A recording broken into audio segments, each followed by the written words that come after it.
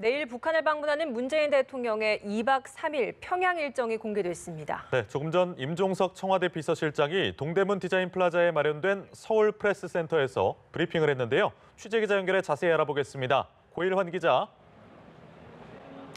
네, 문재인 대통령의 방북 일정이 공개됐습니다. 일단 문 대통령은 수행원들과 함께 내일 오전 8시 40분에 성남공항에서 평양으로 출발합니다.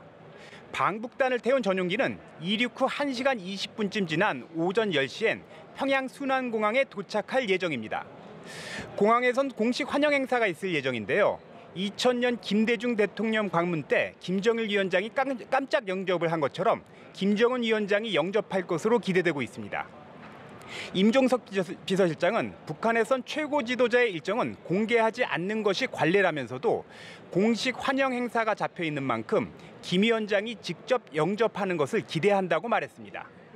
공식 환영 행사가 끝난 뒤엔 오찬 시간이 잡혀 있는데요. 오찬이 끝난 뒤엔 첫 번째 남북 정상회담이 진행될 예정입니다. 첫날 회담이 종료되고 늦은 오후엔 환영 예술 공연을 관람하고 환영 만찬에도 참석할 예정입니다. 방북 둘째 날인 모레 오전엔 두 번째 정상회담이 잡혀 있습니다. 임종석 실장은 오전까지 회담이 원만하게 진행된다면 합의 내용을 발표하는 공동 기자회견이 가능할 것이라고 기대했습니다. 자, 공동 기자회견이 열린다면 어떤 내용이 발표될 것인가? 이 부분도 궁금해지는데 예상되는 부분이 있습니까? 네, 남북 정상이 무엇을 합의하게 될지는 정상회담의 의제를 살펴보면 어느 정도 예상이 가능할 것 같습니다. 일단 이번 정상회담의 첫 번째 의제는 남북 관계의 개선 발전입니다. 임 실장은 이미 합의된 판문점 선언이 가장 중요하다고 강조했는데요. 판문점 선언의 이행 상황을 남북 정상이 함께 확인하고 그간의 성과를 바탕으로 앞으로 지속 가능한 구체적 발전 방향을 논의하게 될 것이라는 설명입니다. 둘째는 비핵화 문제입니다. 지금 북미 간 비핵화 실무 협상이 교착 상태인데요. 문 대통령이 북미를 중재하고 대화를 촉진시킬 수 있을지가 관심입니다. 남북 정상이 이 문제에 합의한다면 문 대통령은 다음 주 유엔 총회에서 도널드 트럼프 미국 대통령을 만나 연내 종전선언 추진 문제 등을 논의할 것으로 보입니다. 다만 이 비핵화 문제는 무척 까다롭습니다. 문 대통령은 미국의 생각을 김 위원장에게 분명하게 전달하고 함께 절충점을 고민할 것으로 보이는데요. 실제 이런 중재가 성공할지는 불투명한 상황입니다. 임 실장도 비핵화 문제는 매우 어렵다면서 합의문이 나올지 여부도 공란이라고 말했습니다. 또 남북 정상은 남북 간 군사적 긴장과 전쟁의 위험을 종식시키는 방안도 논의할 계획입니다. 대화가 원만히 진행된다면 포괄적 합의문도 발표될 것으로 보입니다.